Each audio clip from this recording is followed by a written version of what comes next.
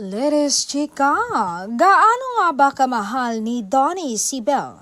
Yan ang sinagot ni Donnie Pangilinan sa isang interview. Gaano nga ba niya kamahal ang aktres? Sabi niya, hindi pa ako nagloloko at hindi mangyayari. Ganon ko kamahal si Belle. Yes, ang daming tukso sa showbiz, ganon din sa labas, pero iwas na iwas ako dyan.